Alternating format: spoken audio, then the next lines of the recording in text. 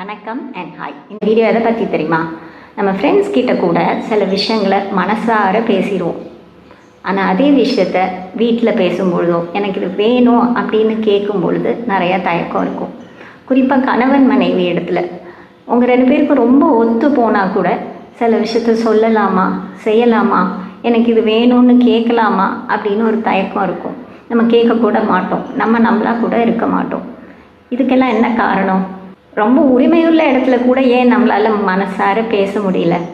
பயம்தான் காரணம். எதுக்கெல்லாம் பயப்படுறோம் பார்க்கலாமா? First fear of being alone. நமக்குன்னு ஒரு பர்சன் இருக்காங்க அப்படிங்கிறதே மனசுக்கு ஒரு திருப்தி தானே.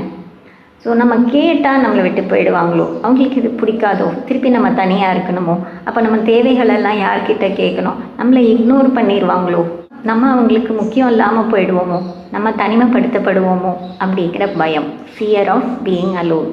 ரெண்டாவது ஃபியர் ஆஃப் கனெக்டிங். அவங்க கூட உரிமை எடுத்து பழகிறதுல ஒரு தயக்கம் ஏன் இருக்கலாம் அப்படின்னா, உங்களுடைய பாஸ்ட் எக்ஸ்பீரியன்ஸ், பழைய அனுபவங்கள்னால நிறைய பெயின்ஃபுல்லான விஷயங்களை நீங்கள் சந்திச்சிருக்கலாம். அப்போ நம்ம திருப்பி அவங்கக்கிட்ட ரொம்ப க்ளோஸ் ஆகிட்டோம் அப்படின்னா திருப்பி ஏதாவது பிரச்சனைகள் வந்துடுமோ, கொஞ்சம் டிஸ்டண்ட்டாகவே இருப்போம், உரிமையாக எல்லாம் கேட்க வேண்டாம் அப்படின்னு தோணும். ஸோ ஒருத்தரோட கனெக்ட் ஆகிறதே உங்களுக்கு ஒரு பயமாக கூட இருக்கலாம். அதாவது ஃபியர் ஆஃப் பீயிங் அபெண்டன். நம்மளை கைவிட்டுருவாங்களோங்கிற பயம். அதாவது அவங்களே நிறைய விஷயத்துக்காக சார்ந்து இருந்துருவாங்க. அதுக்கப்புறம் அந்த விஷயம்லாம் நமக்கு கிடைக்கலன்னா, நம்மளை விட்டுட்டாங்கன்னா நம்ம என்ன பண்ணுவோம்?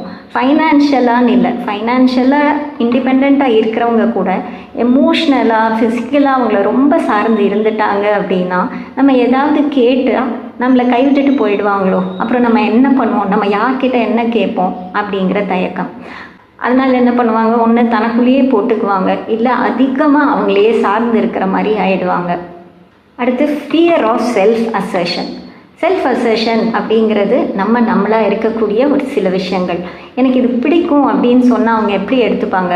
நான் ஃப்ரெண்ட்ஸோடு வெளியே போகணும், நான் இந்த மாதிரி ட்ரெஸ் போட்டுக்கணும்னு ஆசைப்பட்றேன், ஸோ நானாக இருக்கணுங்கிற இடத்துல அவங்களா இல்லாமலே இருப்பாங்க. இதை சொன்னால் அவங்க எப்படி ரெஸ்பாண்ட் பண்ணுவாங்கன்னு தெரியலையே, நம்மளாக இருக்கிறதே பிரச்சனையாக இருக்கே அப்படின்னு.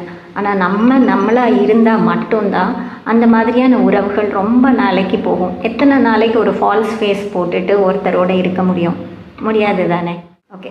அடுத்து fear of lack of recognition. இதில் என்ன அப்படின்னா, அவங்களுக்கு பிடிச்ச மாதிரி நம்ம இருந்தால் தான் அக்செப்ட் பண்ணிக்குவாங்கன்னு ஒரு எண்ணத்தில் அவங்க என்ன கேட்குறாங்களோ அதெல்லாம் செய்கிறது. எப்படி ஃபியர் ஆஃப் செல்ஃப் அசர்ஷனில் நம்மளாக இருக்க முடியாத ஒரு தயக்கம் இருக்கோ, fear of lack of recognition அப்படிங்கிறது அவங்க எதிர்பார்த்த மாதிரி இருந்தால் தான் அவங்க நம்மளை அக்செப்ட் பண்ணிப்பாங்க அப்படிங்கிற ஒரு எண்ணம். அதனாலேயே அவங்க என்ன சொன்னாலும் செய்கிறது, பிடிக்குதோ பிடிக்கலையோ அவங்களுக்காக எல்லாம் பார்த்து செய்கிறது. இது சீக்கிரத்திலே நிறைய கஷ்டத்தை கொடுக்கும், ஸ்ட்ரெஸ்ஸை கொடுக்கும். இது நல்லா இருக்கிற மாதிரி இருக்கும். ஆனால் ஒரு லெவலில் நீங்களாக இல்லாத போது அவங்களுக்காக பார்த்து செய்யும்போது ஒரு லெவலில் பண்ணுறதை நீங்கள் விட்டுடலாம், இல்லை ஓவர் டூ பண்ணி நீங்கள் டயர்டாகிடலாம். அடுத்து fear of failure in marriage. அதாவது டிவோர்ஸ், இல்லை நம்ம நல்லா வாழலை அப்படின்னு வெளியே தெரிஞ்சாலே என்ன ஆகும், அப்பா அம்மா எப்படி ஃபீல் பண்ணுவாங்க, சரி நம்ம பிள்ளைங்க இருக்காங்க அவங்க இப்படி ஃபீல் பண்ணுவாங்க அப்படின்னு மற்றவங்களுக்காக எல்லா விஷயத்தையும் சகிச்சுட்டு வாழ்கிறது. ஏன்னா தன்னோட மேரேஜ் கூட இருந்தாலே சக்ஸஸ்ன்னு நினச்சிக்கிறாங்க.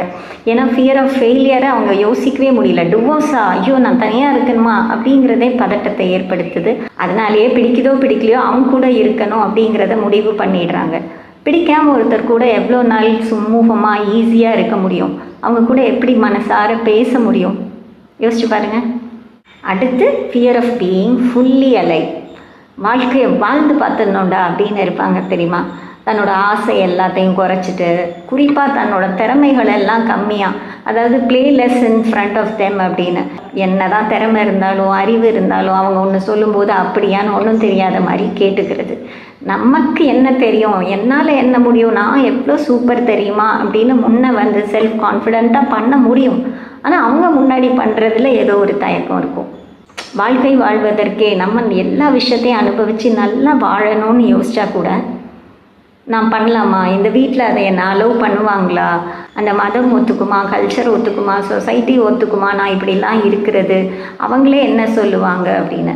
ஸோ ஆசையாக சில விஷயங்கள் நம்ம செய்யணும், நம்மளோட திறமைகளெல்லாம் வெளிக்கொண்டு வரணும்னு நினைக்கும் போது சொசைட்டி, ரிலீஜன், ஹஸ்பண்ட், ஒய்ஃப் என்ன சொல்லுவாங்க, அவங்க என்ன சொல்லுவாங்க அப்படின்னு யோசிக்கும் பொழுது நம்ம நம்மளாவே இருக்கிறது இல்லை, நம்மளோட ஆசைகளெல்லாம் மூட்டை கட்டி வச்சுக்கிறது. ஸோ உரிமையுள்ள இடத்துல கூட மனசார ஏன் பேச முடியலைங்கிறதுக்கு 7 காரணம் சொல்லிட்டேன். நீங்கள் கொஞ்சம் யோசிச்சு பாருங்கள், இந்த 7 விஷயத்தில் உங்களுக்கு அதிக பயத்தை கொடுக்கக்கூடியது எது அப்படின்னு.